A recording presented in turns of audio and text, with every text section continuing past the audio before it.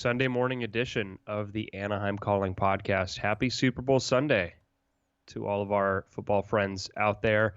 We've got two Ducks games to discuss, a 4-3 defeat at the hands of the Tampa Bay Lightning on Friday night at Honda Center, and then, hey, look, a 3-1 win over the LA Kings on Saturday night at Staples Center. So before we just jump into all the nitty gritty, Jake, I thought that these were two pretty decent games for the Ducks. What did you think? Yeah, I think the Tampa game's an interesting one because I feel like the first 5-10 minutes, the Ducks really did not look good. And then they kind of turned a corner and started really playing well against Tampa and really kind of playing up to the level that Tampa did. The Kings game, I think they also played well. I think the only negative that you can find is that kind of with a 2-goal lead, they really sat back on that lead hard, which I guess granted maybe is more acceptable when you're up 2 goals than up a single goal because you have a little bit of cushion. But you still don't want to see a team necessarily defend a lead. But up until that point, they looked good. Yeah, no, and in that Tampa game, so I guess we'll just jump right into it. The Ducks lineup was pretty much the same as we saw earlier in the week.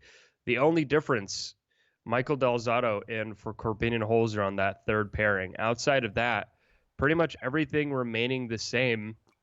And so I do think it's interesting that the Ducks have kind of committed to this look because I actually think it's their best look right now. You know, they don't really have a true second line, but they have kind of two like 2.5 lines where they have Jones, Steele, Kase, who have been pretty good, and then Richie, Henrique, and Terry on.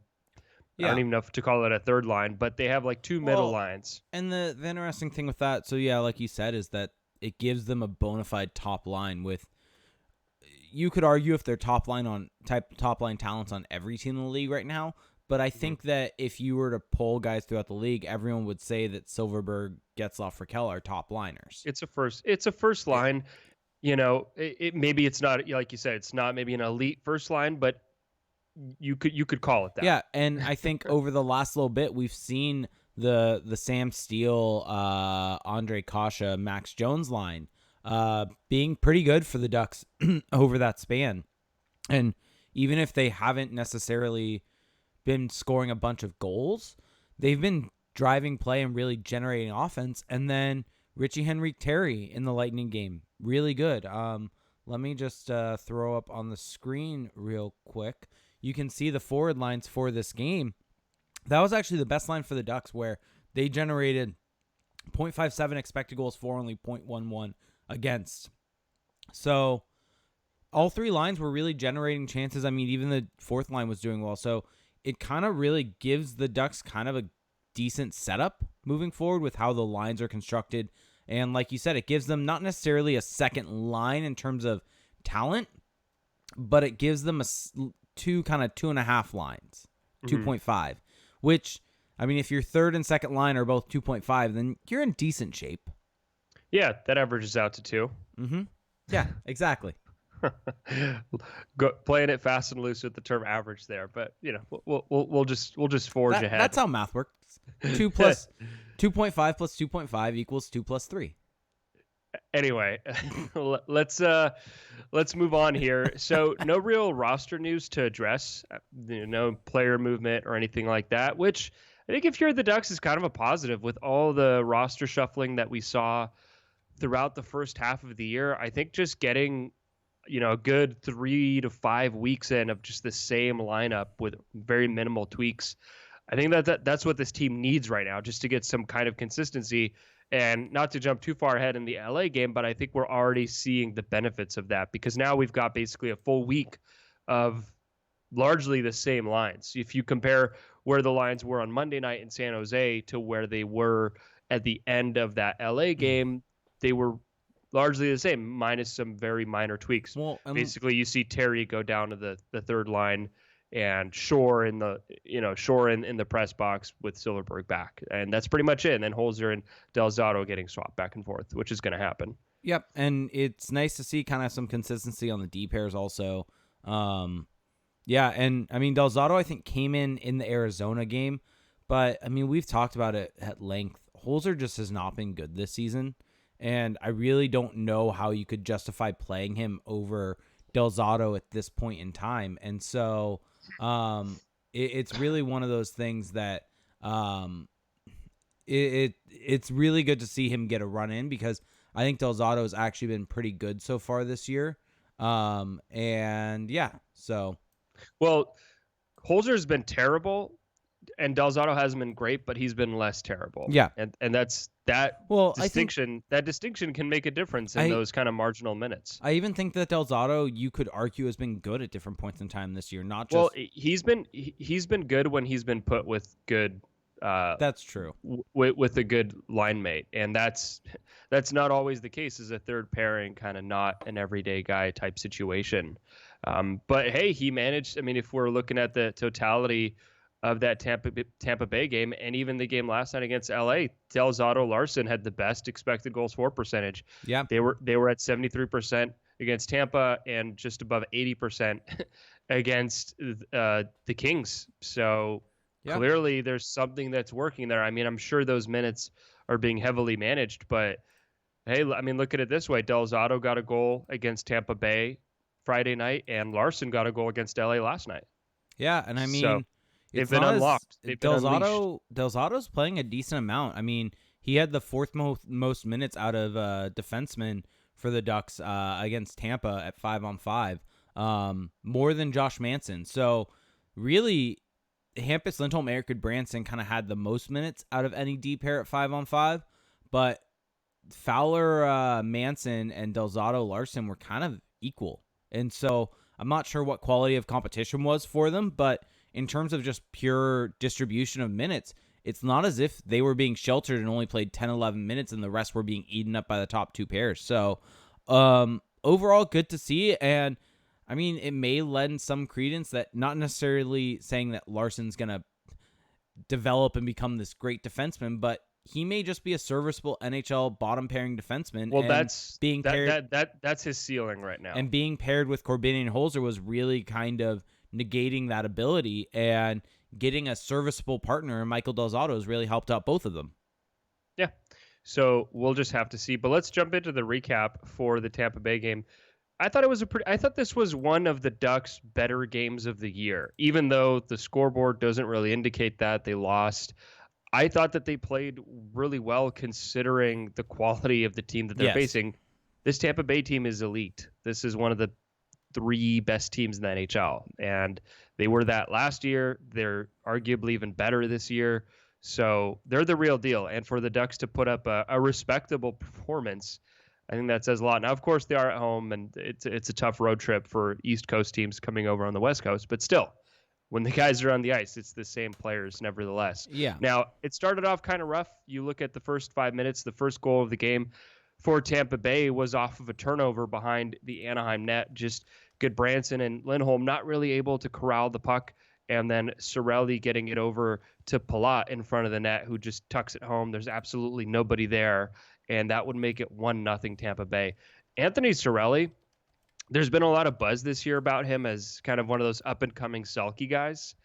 He was all over the place in this game. He was very, very good. Yeah, he was very impressive. He was a guy that I was looking forward to watching because, to be honest, I don't really watch a whole lot of Tampa games. Majority of the information I get from them is from listening to podcasts, looking at some numbers. And by the way, their numbers are better this year than they were last year, which is surprising with how good they were last year, that they're actually potentially better this year.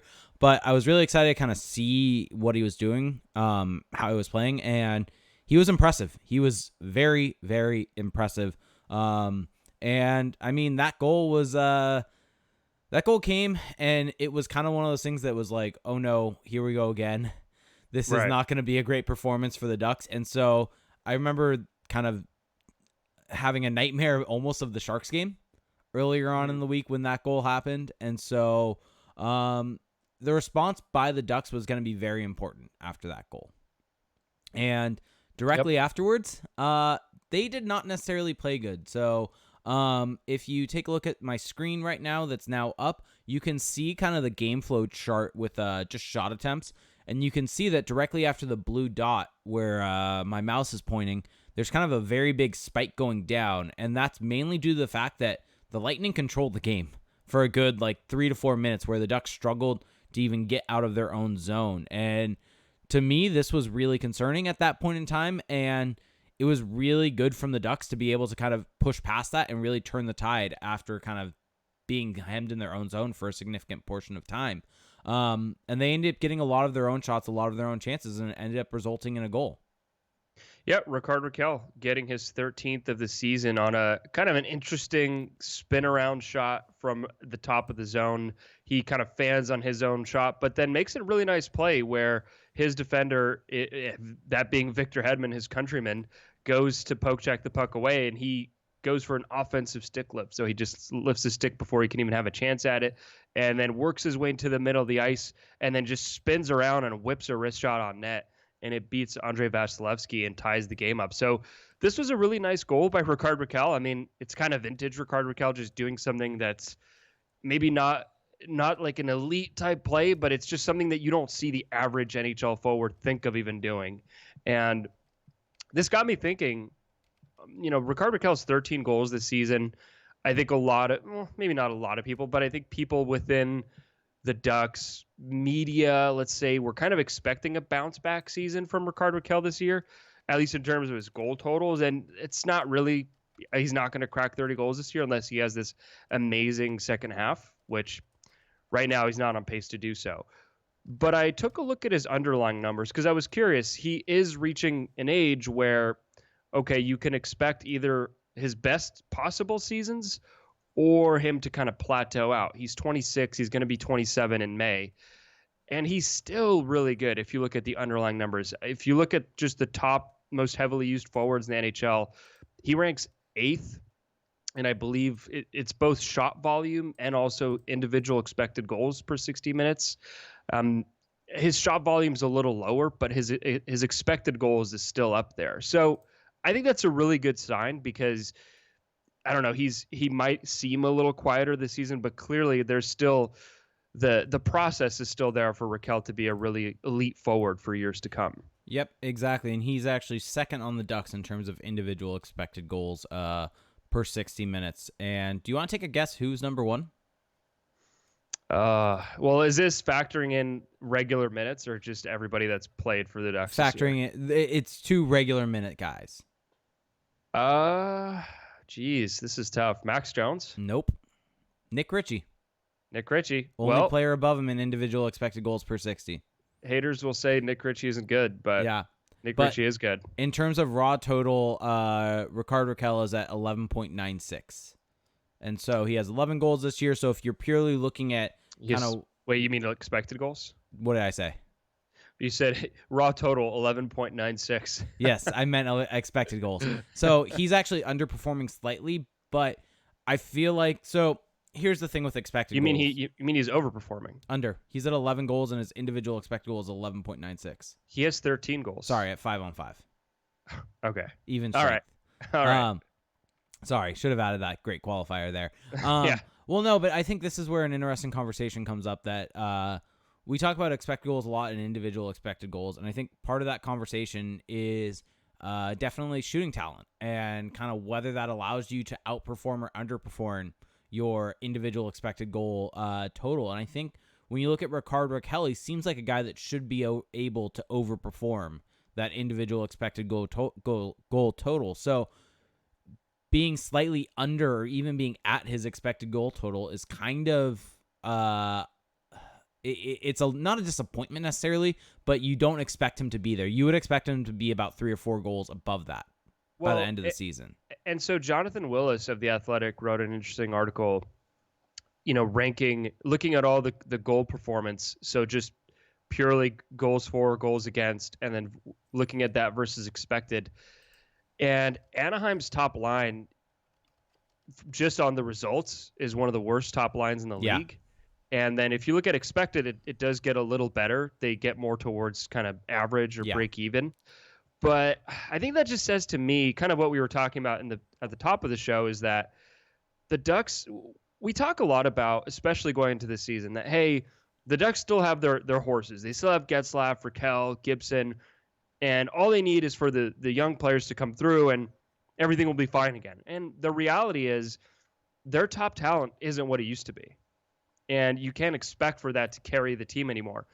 If you just rewinded Ryan Getzlaf to maybe 3 years ago, maybe you get a different outcome, or not a different outcome this season, but maybe they are a little closer. But when Ryan Getzlaf is 34 years old, you just can't expect to have a top line that's going to be an elite level top line or even close to that.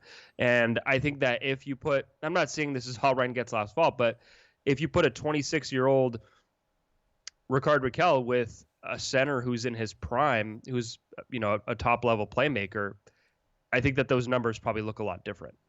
Yeah. Yep. Agree, disagree? I agree. I do agree. Is that, I don't mean to say this is hating on Ryan Getzlaf. It's just being realistic. No, it 100% is. I think a good example of this is San Jose from a couple years back when Joe Thornton started to kind of decline a little bit. He wasn't in a top line role. He wasn't forced to be because they had other guys that could fill in that role, and he was able to kind of really fall down and not have to be relied upon as much from a goal scoring or goal creation perspective. And so I think that all needs to be part of the conversation with Getzlaf, is that the goal creation just won't be there in the same way that it has in the past. It just falls off. And real quick, I want to mention this because Georgie Con throws in the chat that theoretical numbers aren't real. The whole purpose of having these theoretical numbers like expected goals. We're just talking, outside of expected goals, we're just talking about goals and shots. Yes. But this is pretty much the most basic stat possible. Yep. And all expected goals is doing is showing you where the shots are coming from and adding a qualifier, basically. And it's a rough estimate as well. It's not a perfect stat. It doesn't account for pre-shot movement. It doesn't account really for traffic. It doesn't, there's a lot of things that it just can't capture because of the data that's available. But it's still, it's better. It's better than only looking at goals. What I look at it when I think of expected goals, it's like a sanity check. It's thinking, okay, is what I'm seeing out there, is it making sense? And I think that the expected goals number is a good way to kind of reference that. Well, and I think it's on top of, in addition to it being a sanity check for that, I think the way that you can look at it is this guy has looked good. He's getting all these chances. Why doesn't he have goals? And it allows you to kind of understand, all right, he is getting these chances from these dangerous areas. Eventually, some of them are going to go in. Or it allows you to maybe even evaluate it, say, hey, maybe this guy just doesn't have the shooting talent that we expect. And even though he generates good chances, they're just not going to go in. Or vice versa, that this guy has a bunch of goals, but isn't necessarily doing it in the most sustainable way possible. For instance, let me see really quickly. Derek Grant, for instance. Actually, he's right about where he should be. Never mind. He has a 6.55. Wow, you tried to make this about how Derek Grant isn't having his numbers aren't real, and then you got quickly rebuked. I like that. I like that. This is exactly what I'm talking about, though. But just to put a pin into this, so Rickard Rakell this season, if you look at let's just look at shots on goal. Okay, this is a real stat. It's not made up. So at 5-on-5 shots on goal per 60, he's 35th in the NHL among regularly used forwards. So 115 minutes plus. That's still pretty good. That's still top tier. And what's funny about that is that Ondrej Kase is 23rd. So the Ducks have two guys who love to shoot the puck a lot. And then if you look more at expected goals, Rickard Rakell is 14th in the NHL at .94. Now, what's funny about this stat is guess who's 6th in the NHL? We were talking about it earlier. Nick Ritchie. Yeah, Ritchie shoots a lot. Hey, if nothing else, these stats are kind of a good way to check. Hey, maybe who kind of fits into the long-term picture. And I think all of this was to say we kind of started this whole tangent, but I think Rickard Rakell still should be considered a premier asset for this team, even though the counting stats aren't there. I think that's more of a product of his environment than what he can actually bring to the table. I think he's been the best Duck forward this year. Ooh, yeah, no, I agree with that. Okay, let's jump into our first break. And on the other side, we're going to get through this recap. So we'll be right back. Alrighty, back from the first break. So let's get through the recap here. Go for it. We Just go for it and blitz through it. Yeah, so Eric Chernak would then get the lead back for the Tampa Bay Lightning just to rush up ice, as the Lightning love to do, bringing it into the zone. And kind of a tough play for the Ducks here because Carter Rowney just gets totally lost on the back check. This was their fourth line, just not really getting back in time, as we've seen quite a few times this season. But Michael Del Zotto, we were talking about it earlier in the show. Just maybe, I mean, this has to be in his personal top 10 his goals in his career. I don't know how many goals he's actually scored, but I mean, this has got to be up there. He recovers the puck at the Tampa Bay blue line and then brings it in, kind of dodges past a couple defenders, and then just whips a shot through traffic to tie the game up. So there you go. And Michael Del Zotto, by the way, leading up to that point, had made a couple really nice plays with the puck, both in his own zone and offensively leading a 2-on-1. So that was the Michael Del Zotto statement game. Yeah. That's what that was. That's what we witnessed on Friday night. Maybe it's a showcase for him. Oh, God. What? I'm just going to keep referencing what Bonnie said in our last show. Trade drunk. Yeah, fair. You're trade drunk. Fair. Now, this was a tough goal for Anaheim late in the second period because, as we talked about, they started off really slow, but then I thought that they really brought a nice level of defensive play. Tampa didn't have a scoring chance for about 15 minutes in that second period. So that says a lot about just how well Anaheim was managing the puck, how well they were keeping them to the outside. Now, you could argue the Ducks weren't really generating a whole lot the other way, but still, when you're playing a team like Tampa Bay, half the battle is just keeping a lid on their offense, and that's what they were doing. This was kind of not a backbreaker, but it's a tough goal to give up when you're a team like the Ducks who hasn't had a lot of success. You're playing well, and with a minute left, just a kind of random point shot from Jan Ruta from the point just goes off a leg of Anthony Cirelli in front, and that would give the Lightning the lead 3-2. And so that was kind of tough because they don't get rewarded. They get that just a funny bounce. There's no one you can really blame there. It's just hockey. Yep. Halfway through the third period, this was the real backbreaker. This is just elite players doing elite things. Steven Stamkos gets the puck well behind his own blue line, fires off a stretch pass to a cutting Nikita Kouta, who then just busts his way through two Anaheim defenders. Josh Manson misses a check. Cam Fowler can't poke the puck free, and then Kucherov on his backhand on the right side roofs it on John Gibson to make it a 4-2 game. Let's quickly stop on this one for a second. So some people are saying, Josh Manson missed his check there. Maybe Fowler should have been able to break it up. I'm kind of just willing to tip my cap here. I think this is just Nikita Kucherov being Nikita Kucherov. What did you think? Yeah, Nikita Kucherov was the MVP last year. He might be the best player in the league. How many points did he have again last year? There's still an argument to be made. Wasn't for it that. like in the 120s or something like that? He had 128 points. Yeah. It's a lot of points. Yeah. At a certain point in time, you just sometimes have to understand that. And it's not always just going to be your player being bad. Sometimes it is also the other player just being very good. And that's kind of what that was. What's funny to me is that against San Jose last night, he scored a very similar goal. And the Sharks people on Twitter were having the same reaction of, Burns has got to have that. Carlson has to have that. And then I just responded with a clip of this goal. I was like, maybe it's just a sign that both teams suck, the Ducks and the Sharks. But I think it's that my own theory is that it's more column A, which is that Kucherov is elite, than column B. Yeah. Although kind of sucks when you're a pro Manson person. This is supposed to be the one thing he's good at, is hitting people. Anyway, so that would put the Ducks in a bind, down 2 goals, and they managed to press late. Couldn't really get a whole lot going, but with 11 seconds left, Troy Terry is very good. The man himself. Very good. Just kind of goes to the dirty areas, goes to the slot, tips home a shot from Rakell. It's kind of a shot pass. That would make it 4-3, but of course, there's just too little time left on the board, 11.9 seconds, and the Ducks were not able to tie this one up. So, if you look at the moneypuck.com deserve to win-o-meter, which, look, we're not pretending is a perfect measure of how the game went. The Ducks were at 63% deserve to win, and I feel like that kind of checks out to me because the Ducks territorially and I think just overall played a more solid game. But when you're playing a team that just has better talent, it doesn't take a lot. You still might not win that kind of game. Well, yeah, we've seen this with many teams, is that sometimes just having elite scoring talent can allow you to outperform what your result should have been. But for the Ducks at this point in time this season, what they really need to focus on is getting the process right, getting what's going on right. And I think that's where you and I are looking at this game from, is that the process was correct in this game. This is a game where you can almost take it as a moral victory, that the Ducks really looked good. I mean, you look at expected goals in all situations, and I'm throwing it up on the screen now from Money Puck, their chart. The Ducks ended with 2.93 expected goals in all situation. Tampa with 1.75. So the Ducks really were able to generate chances at a much better rate than Tampa was.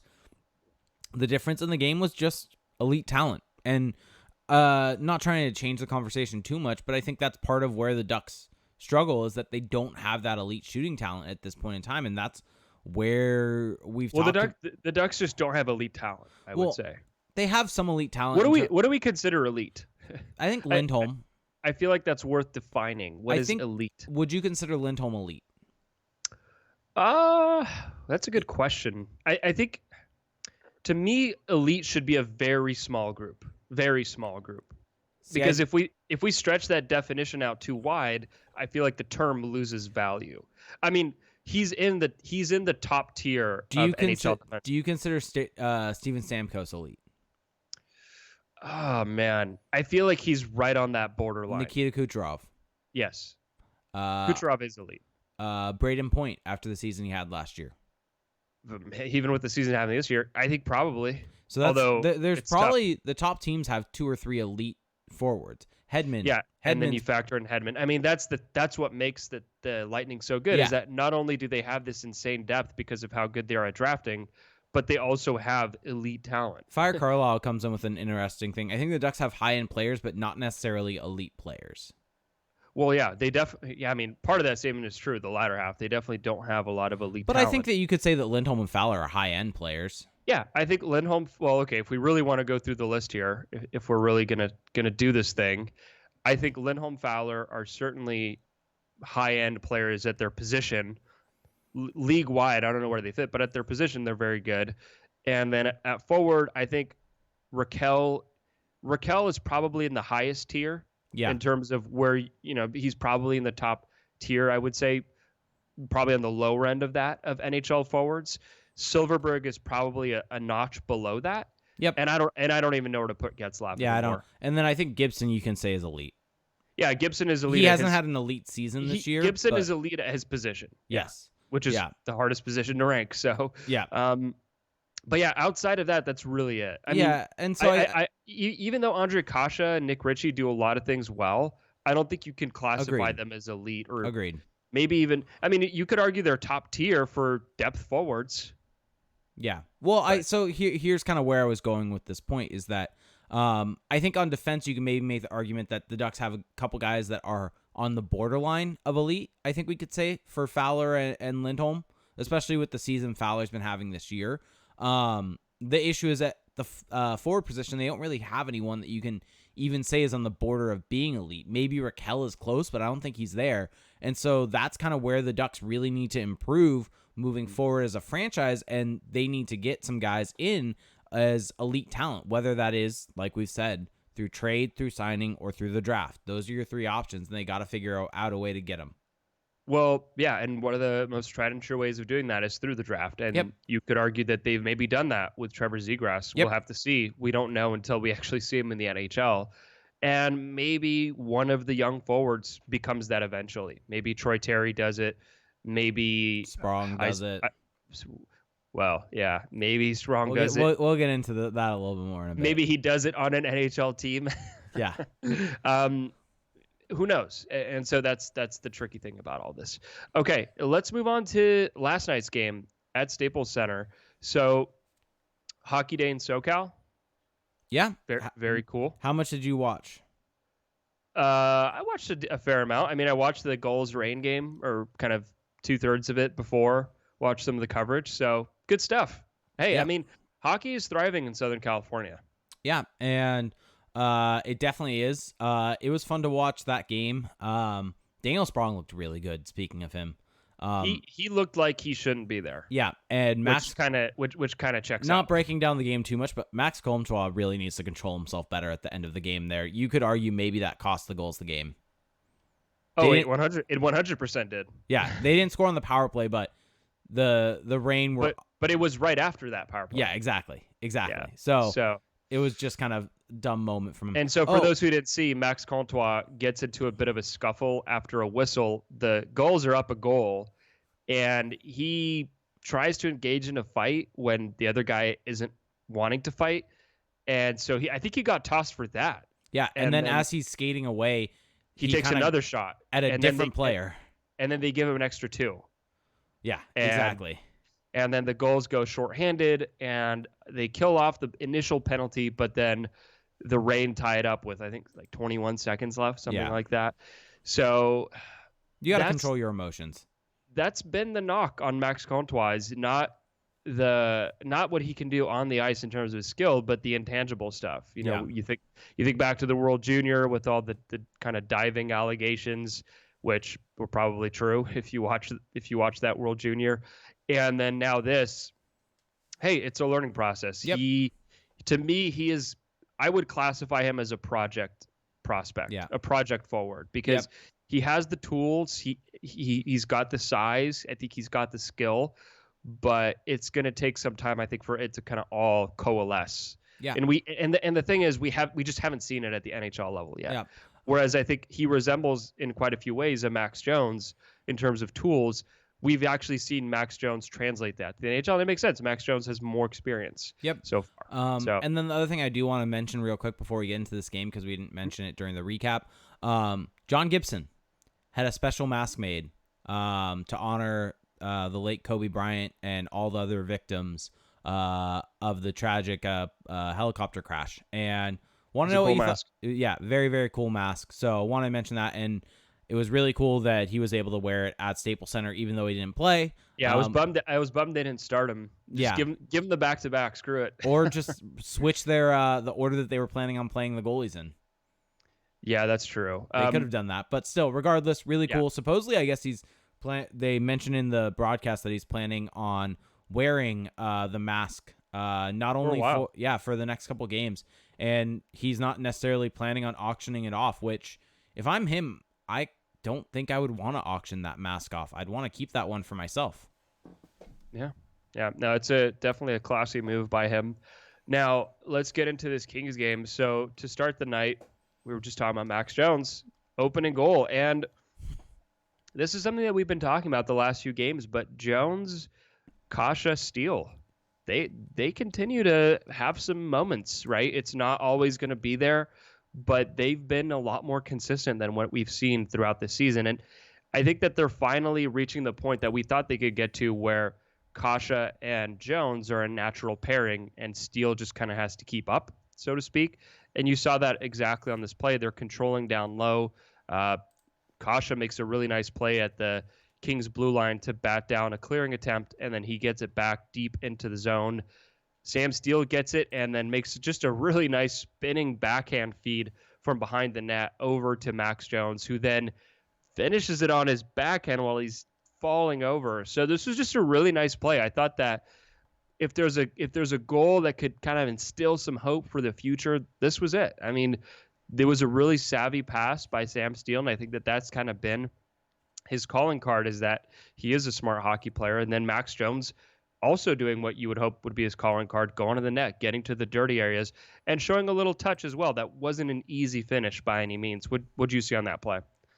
Yeah, it was just kind of a really nice play overall. And kind of the biggest thing was, like you said, Sam Steele kind of showing his smarts in terms of being able to make the play, pick out Max Jones, and Max Jones being able to finish it. So that's one of the things that we've wanted to see from Sam Steele at various points in time this season, and he hasn't necessarily done it. So it's good to see that starting to develop, because we have to remember these guys, even though we have been critical of them, there is development that can happen in their game, and that's what you want to see as this season goes on.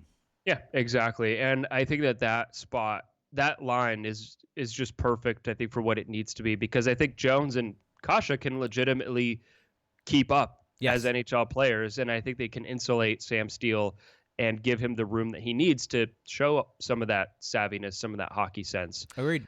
Now, speaking of savviness and hockey sense, Derek Grant, just the dream season continues. Cam Fowler shoots it through traffic from the point, and Derek Grant cutting to the net with only one hand on the stick. This actually reminded me of a goal that Rakell scored, I think also against the Kings a couple of years ago, tipping the puck home from the point with just one hand. It's a really impressive play. And I love the celebration, just holding up the stick. So I think that's perfect. Do you think Fowler meant to hit the stick, or do you think he was shooting for net and it just so happened? I mean, I could believe it. I could believe it either way. He saw the stick and was aiming for it. Because these guys practice this play all the time. Yeah. So I believe it.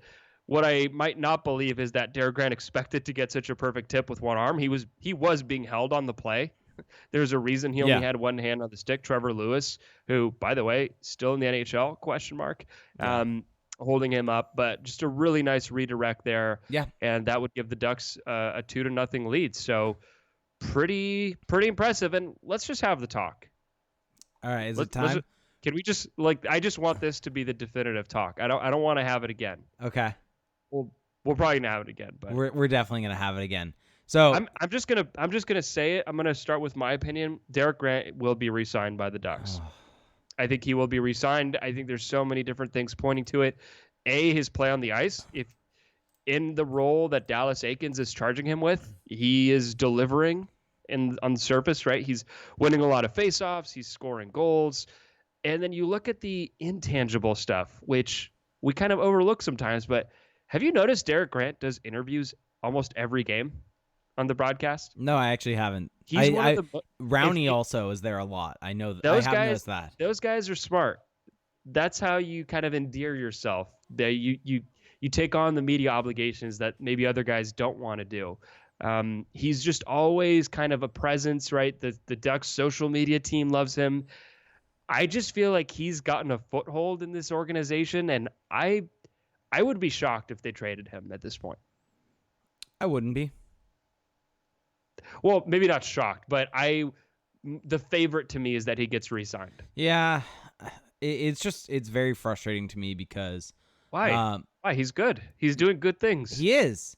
All right, is it time? He's scoring one-handed tip shots. Is it time for me to go for it, to bring this up? Do what you got to do. All right, here we go. So Derek Grant on the season, yes, he has 10 goals or 11 goals, however many goals he has at this point in time.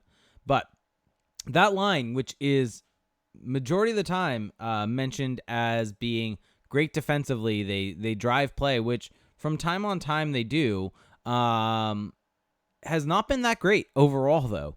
They've only been on the ice for they have a goals for percentage of 35%. So for those of you out there that don't fully know what that means, when they've been on the ice, the Ducks have gotten scored on 20 times and only scored 11 goals for when Derek Grant's been on the ice. And it's a similar type thing when you look at scoring chances for percentage and other stats like Corsi for percentage, expected goals for percentage. The Ducks end up being worse with him on the ice than without him. And it's not good. And so even though, yes, he is scoring, which is important to win games, it's not as if his play overall has been helping the Ducks win games on the whole. And so this is a guy that really needs... I just can't see the justification for giving him multiple years outside of the fact of he's scored goals and he plays a fourth line role. I'd much rather see those minutes go to an Isaac Lundestrom next season than a Derek Grant. Yeah, well, that's what's interesting about the Derek Grant quandary is that on one hand, I think he's a very beloved member of this team. Yeah, he clearly seems. I mean, if you look at his Instagram, he clearly hangs out with the boys. Yeah, and he does those things that guys appreciate. Gets goals, wins faceoffs, kind of takes on those tougher assignments. But like you said, the results don't really match what I think is perceived. And so this is kind of the quandary is that on one hand, the Ducks are a team in transition, and you would think that a spot like that would make more sense for someone like a Lundestrom where they can learn in a lower role Because to me, I still think that ultimately the best way to learn how to play NHL hockey is to play in the NHL. Yeah, Right. I do It's agree with great. that. It's great to have a season of development in the AHL, but at a certain point, especially if you're a first round pick, you got to get up there. And so, yeah, that's just the debate that they're in, and they're choosing to toe kind of the slow roll way of doing it. But I think at some point you're going to have to start asking those questions a little more forcefully. And you also have a guy in the AHL in Kiefer Sherwood who I'm actually not as high on as other people are necessarily in terms of his long-term prospects of becoming an NHLer, but he's a good fourth liner. You're not going to know unless you give him a shot. And the issue that the Ducks have is their fourth line is kind of set right now. And same thing with, you traded for Devon Shore. You traded Andrew Cogliano, who was a beloved part of this team and the locker room, for Devon Shore, and Devon Shore now can't get into a game because the fourth line is Derek Grant, Carter Rowney, and Nick Delorier. So and what are the odds that fourth line gets rolled back next year? 75%. Yeah. And two of those guys are going to be UFA, and I'd put it at 75%. Yeah. They've been the only line this season has not changed. Yeah. Zenas tries to say Derek Grant is equal to Cogliano 2.0. No. Cogliano was actually a good player who did a lot of things that helped the team win games. Yeah. I'd say Derek Grant has not necessarily done that outside of scoring goals, which, yes, is important, but Zenas said he was joking. I missed that. My bad. Okay. Let's jump into our second break so then we can just kind of finish this thing off. We'll be right back. Okay, back from the second break. So here is my only thing with Derek Grant.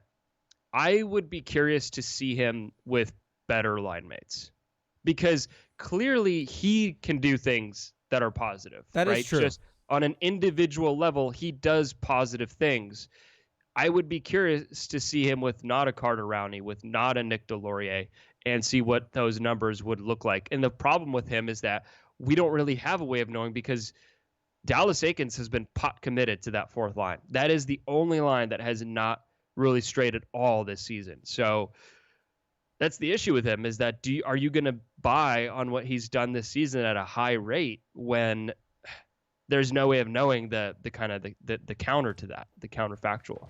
Yeah, there really isn't any way. And so, yeah, we'll see how it goes. This is not a topic that delights trade drunk. I'd much rather trade Derek Grant and just be done with it. Yeah, I mean, what could he get you? That was what I was going to ask you. What do you think he could get? Third round pick, fourth round pick? If you can get a second round pick for him. I don't think you're getting a second. If you can. Well, sure.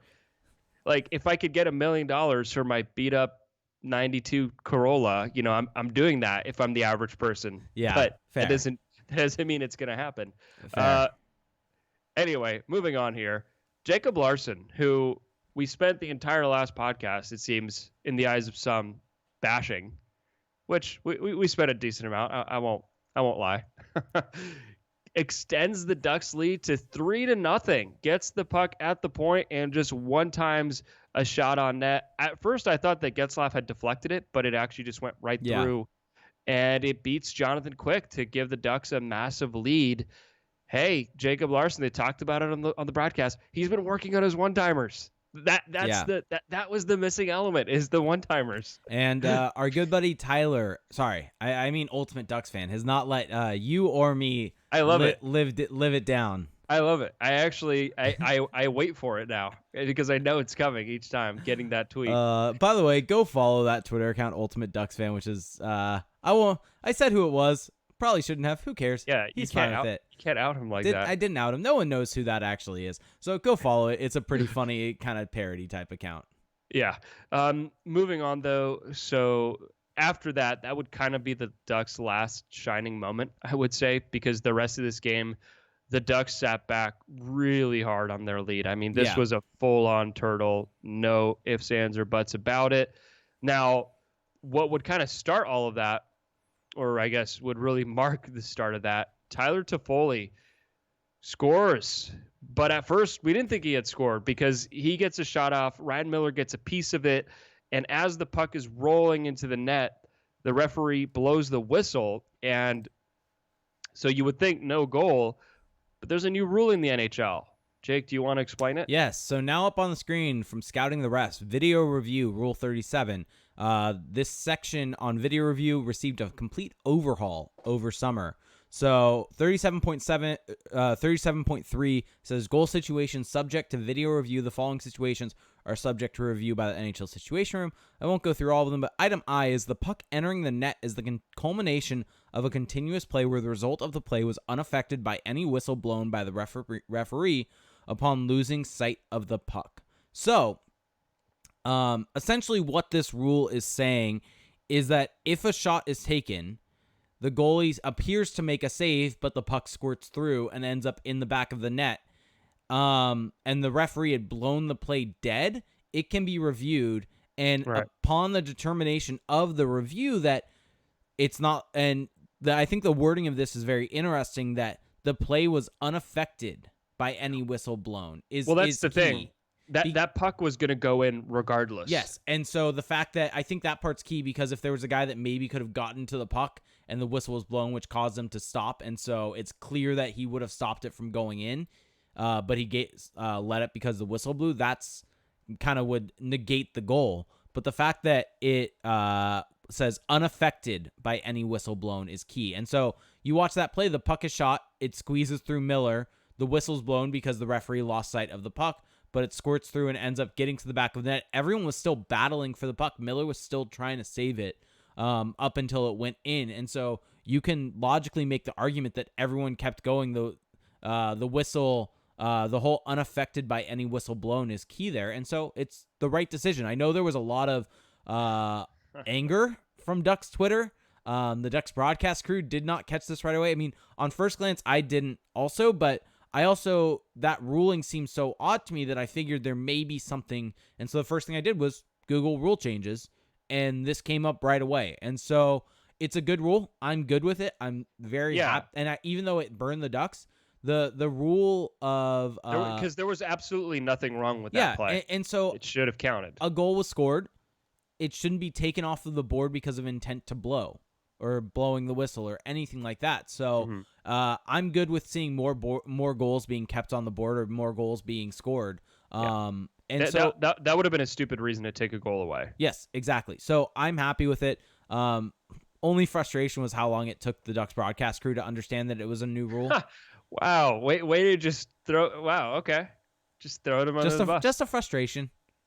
It's okay. Air your grievances. This podcast is nothing but a therapy session. Yes. That was it. Just a slight annoyance on that front. Yeah, no, I like the rule. I was not aware of it either at first, and so I was really confused, but it makes sense. I mean, that nothing would have changed on that play if you were to do it over with the whistle, with or without the whistle. So yeah. I like that. Okay, third period. We might as well just gloss over this period because it was not good for the Ducks. They looked like they were hanging on by a shoestring. The Kings just totally dominated play, controlling it in their zone. Now, the benefit of playing the Kings is that you can slack off a little bit and you're not really playing this super dangerous team. The Kings have really good shot attempt numbers this season, but they're not necessarily the most threatening. At least they weren't in this game. And you still don't want to play this way when it comes down to it. But the Ducks got away with it. It also helped that Ryan Miller was at the peak of his performance. I thought maybe this was his best game of the season. So on the night, he makes 46 saves out of 47 shots. That's and so all this to say that the Ducks managed to hang on. They pull out the victory 3-1. And I would say all in all, this was a pretty productive back-to-back year for the Ducks. Sure, they lost against the Lightning, but they showed well, and then they got a win against the rival team that's kind of at the same stage in their career, in their franchise arc as they are, and they managed to do so semi-convincingly, at least until the third period. What did you make of that Kings game? They played good for the first half and then really sat back. You can see it on this flow chart for the flow chart that you'll see on Natural Stat Trick, where it's pretty even throughout and then just wildly swings in the Kings' favor in the third period. Yep. That's about how the game went. And that's now on the screen for both. You can now see the shot attempt Corsi chart, and now you can see the expected goals. So yeah. Here's the thing to note, though. I think that kind of drives the point home a little clearer. Wow. I got stuck between saying more clearly and clearer. I'm sorry. Impressive. In that period, the Kings had 25 shot attempts. Of those 25 shot attempts, 2 of them were high danger scoring chances. So I guess if you're turtling, at least keep them to the outside. yeah, or if you're turtling, play the LA Kings. One or the other. Either way, it just goes to show that, the Ducks sat back quite a bit and played with fire a little bit, but this was just that the Kings were not playing the super threatening style, and the Ducks were able to pull one out. And even still, you still need your goaltender to be at the top of his game, and that's what happened. And we haven't seen Ryan Miller be this good in a while, so I think that's also refreshing if you're a Ducks fan, is to see, hey, he can still bail you out when you need him to. Yeah. All right. You want to air your grievance about the end of this game? I know you want to. I don't have a grievance. By the way, I should kind of take it back a little bit. So the Kings are still 5th in the NHL in expected goals for per 60 at 5-on-5. So they're pretty good, honestly. Yeah, the Kings are a weird team because they obviously don't have the results. And I was reading an interview that Helene Elliott did with Kopitar after the game, and she told him, hey, your record is actually worse this year than it was last year at the same point in time. And he was baffled by that. He legitimately was surprised because he stated multiple times, we are just a better team. We play better. Yeah. And he's right. You look at the numbers and he's absolutely correct. So, well, and I think that this is an interesting comparison for the Ducks team, because I was a very big proponent of Dallas Eakins coming in, and there are going to be people out there that will be like, well, what did you expect? Look at the roster, different things like that. Yes.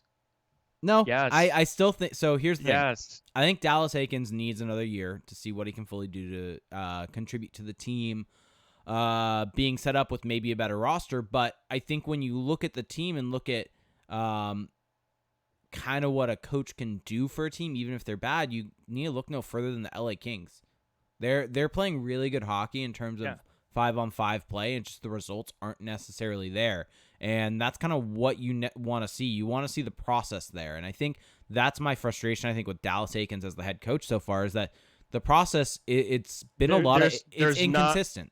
There's not much evidence that they're that much better of a team. Yeah. If you just look at the process. And that is the issue. I think they've also had a lot of injuries. I think they've had some good games, though. I think that is a difference between this year and last year, is that there are more positive games than there were over. But you've still seen the absolute stinkers. True. That we saw last year. Completely. And that's a concern. But so here's what I will say, though. I do think that the Kings have just more NHL players on their team. They just have more kind of average to slightly below average NHL players on their team. That is true. Because the Ducks have committed to putting young players on their team. They've committed to that. That if there's one thing you can give them, it's that Sam Steele, who may or may not actually be ready to be an NHL player, has been thrust into an NHL role as a third line center. Max Jones has pretty much been on the team all year now. And then you look on the blue line, Jacob Larson, may or may not could still benefit from some more AHL time.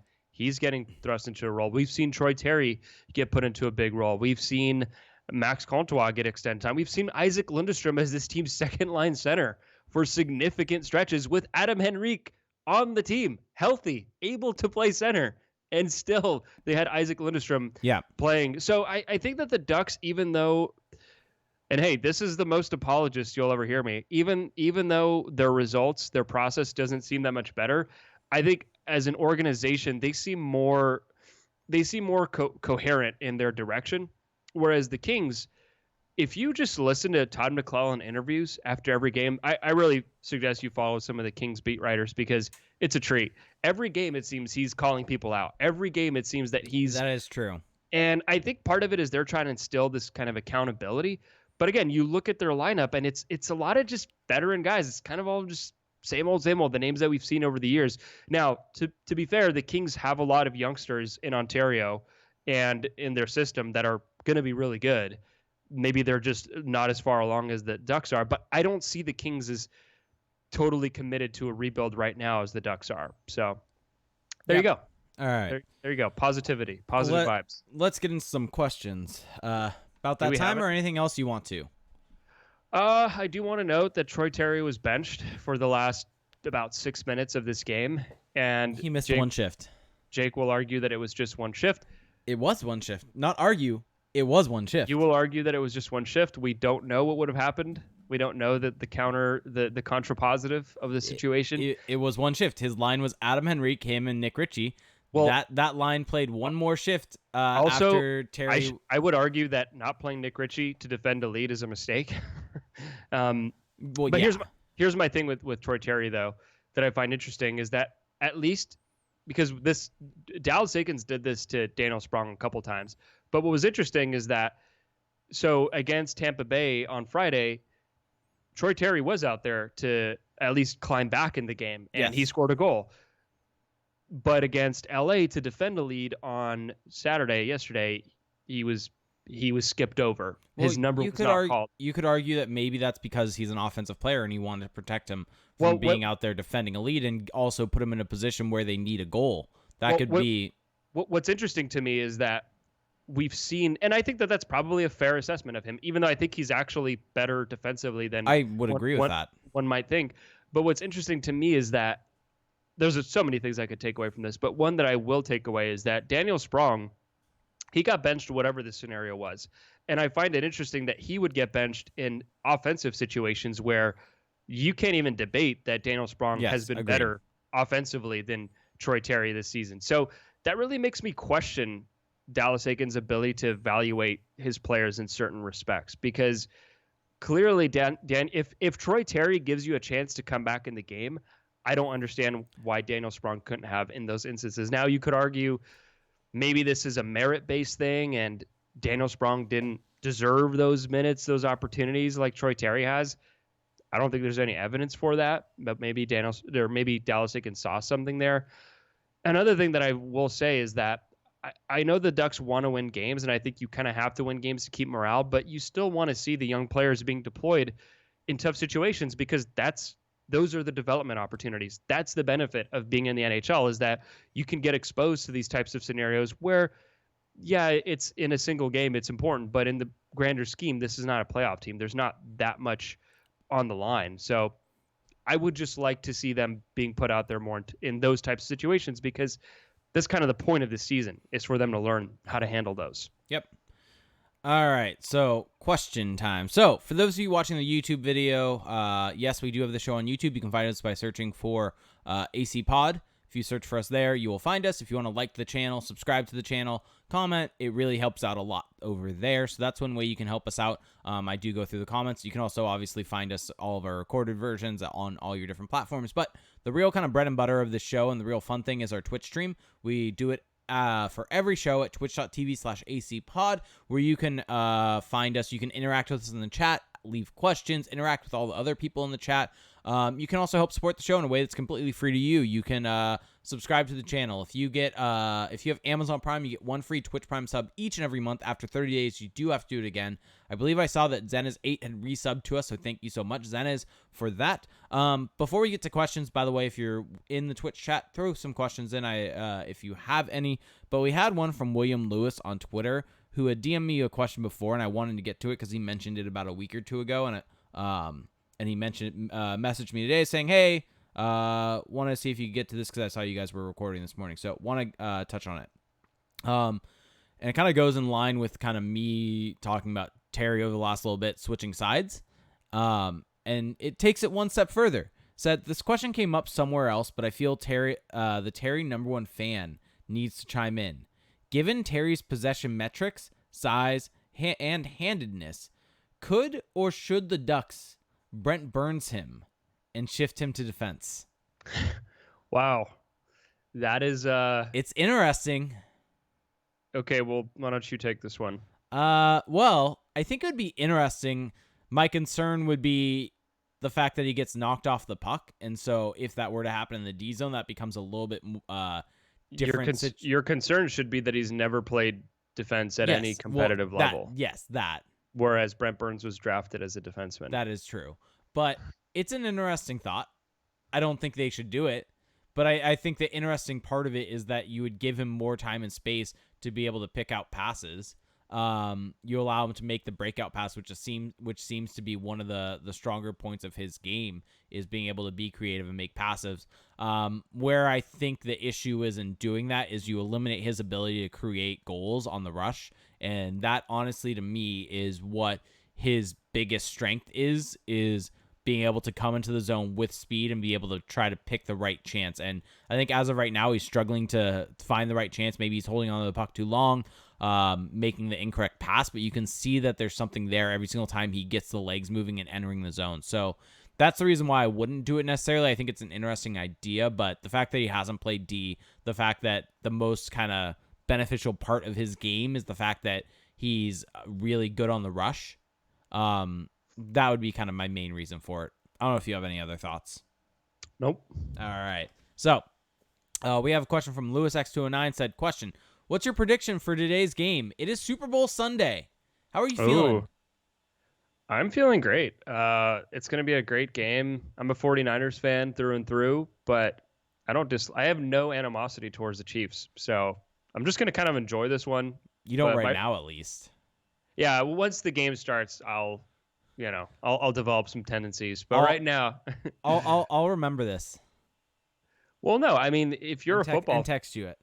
If you're a football fan, you have to at least appreciate the Kansas City Chiefs and what they do, and Andy Reid and Patrick Mahomes and that whole story. So it's kind of like, I mean, to liken it to hockey, the Chiefs are kind of like the Lightning, where they just do everything right, and they're a good story, and you just kind of want to see that succeed. So my home team is the Niners, and that's who I'm cheering for, but I have nothing against the Chiefs. Yep. But my prediction is the Niners win, of course. All right, so very close game, high-scoring game. Zenaz8 asked, what would your ideal fourth line be? Ideal fourth line for this team? That's a good question because there's not a whole lot of options, but I would say that ideally, instead of a Carter Rowney, I would have a Kiefer Sherwood there. And I would just kind of wait and see how that would affect Derek Grant's performance or his underlying numbers. And then Nick Delorier, I mean, I think he's fine. It's just kind of swapping him in and out, but not as an every game forward. So on the left side, I don't know. I don't know, because how much does it really matter in a season like this, right? That's where I think maybe worrying so much about the fourth line gets a little ridiculous, because this team isn't good anyway. Yeah. And so what's kind of the point of fretting? I guess that the only argument you can make is that, hey, I would like for that fourth line to be teaching me something about what this team could eventually be. And right now it's not doing that at all. It's just kind of journeyman guys who are filling a spot. Yep. Agreed completely. I think that's going to do. Actually, I want to touch on this. Did you read the Eric Stevens Q&A? Yeah, it was great. What did you think about his thoughts on Daniel Sprong? I mean, so for those who didn't read it, he wrote that he's not. Someone asked him about where Daniel Sprong fits or something to that effect. And I believe it was our own Alex Khalifa, who is a writer at Anaheim Calling, and I believe he's in the chat right now. Good guy in sports. Anaheim Calling was heavily represented in that mailbag. Bonnie was in there. Tony was in there. Alex was in there. So yeah, just John got in there also. Yeah. So go us. But in all seriousness, I mean, I think he made a valid point that it's hard to see where he fits because of the way that they've been using him, and so I think he's probably just speculating there. But Eric Stevens is obviously a guy who's in the know about this team. Doesn't maybe have a wiretap to Bob Murray's office, but probably has a good gut feel for how things are going. And it doesn't take a genius to see that you have a guy in Daniel Sprong who clearly possesses NHL caliber talent and is kept in the minors, is just given kind of these brief stints. It doesn't take a genius to see that, hey, maybe this guy, they're not really that interested in finding out what he can be for this team long term. So, but of course we still don't know that. That's just how things have gone. It could just be that, hey, this is how this season has gone. Maybe you see a Silverberg or a Kase get traded eventually, and then that gives Sprong the spot. I don't know. But to me, what this comes down to, and I was talking about this in our group chat is that I think Dallas Eakins just isn't a fan of Daniel Sprong, because if you kind of trace the arc of Daniel Sprong in Anaheim, first off, the Ducks traded for him. They went out and to get him. And they gave up a somewhat promising player in Marcus Pettersson. He wasn't as promising at the time, but there was clearly something there because of how well he's played in Pittsburgh, and he was still fine with the Ducks. They flipped him to get Daniel Sprong. So clearly they saw something there to go out and get. And under Randy Carlyle last season, Daniel Sprong played 47 games. They used him consistently.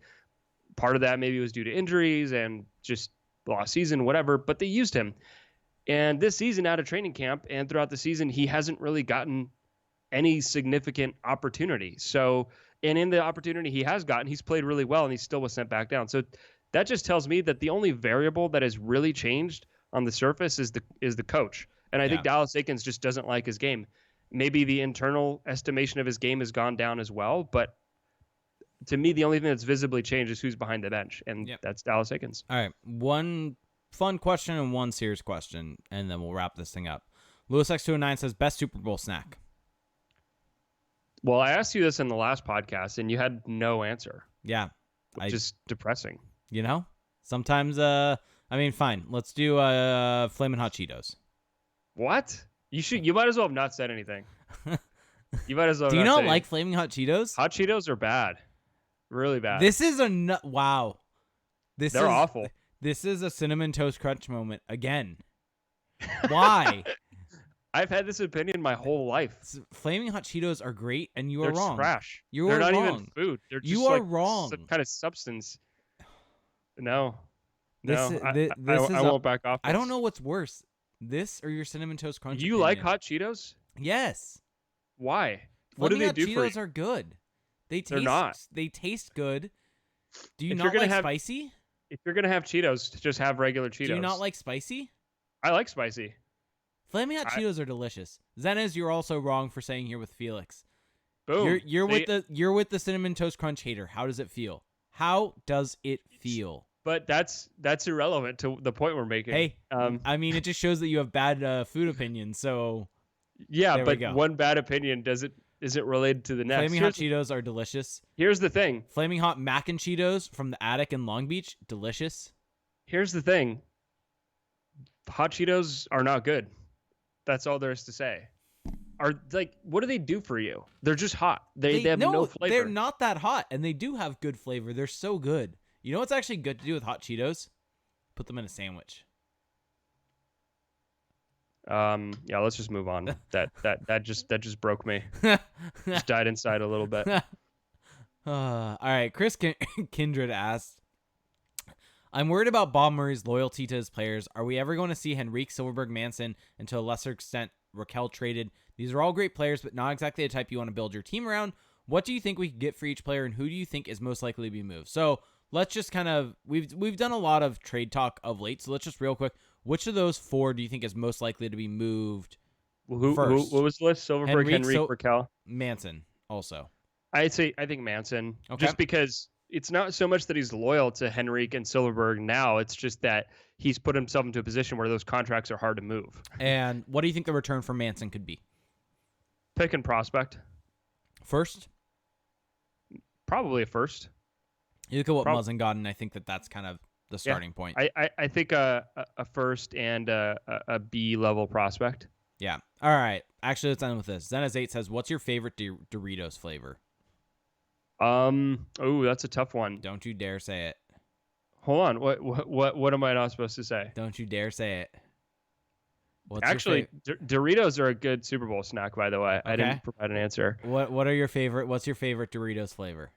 I'm actually looking them up now because I can't remember what the different kinds are. Nacho cheese is the good one.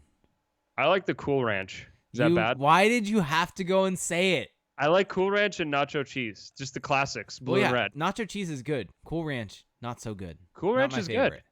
Bringus the Dingus says spicy nacho. Spicy. I'm looking at. I'm on the Doritos website right now. Spicy ranch. Spicy nacho. I don't dislike spicy. There's a Flamin' Hot Doritos. Interesting. Yeah, actually, flaming hot Fritos, really good. Fritos, yeah, those were all the rage in like middle school. Flaming hot Fritos, very good. Flaming hot anything, very good. Debatable, very debatable, extremely debatable.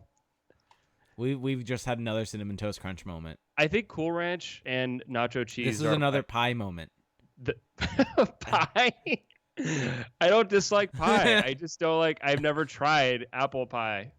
How have you never tried apple pie? I've never been offered it. Someone needs to come up and How offer. have you never been offered apple pie? People just don't want to feed me. I guess people don't want to feed me pie. What can I say? I don't inspire. Have you ever had peach pie? I don't inspire generosity. I guess something about me. Have you never had peach pie? No. What? That's a thing. Yes. Peach pie. That peach seems very random. Peach pie is the best pie. I've had like chocolate pie. That's the worst pie. It's like chocolate filling or whatever. I had it from Marie Callender's. It was delicious. Yeah, that's the worst pie. I've had meat pie. Meat pie is very good. Just why are you such a hater? We have different opinions. It's fine. This is a pie moment. That doesn't even know. That not even close. Sorry. Okay. I want to continue this, but the Canadians are playing a very important game against the Blue Jackets right now. Kotkaniemi in the AHL. Don't talk to me about it.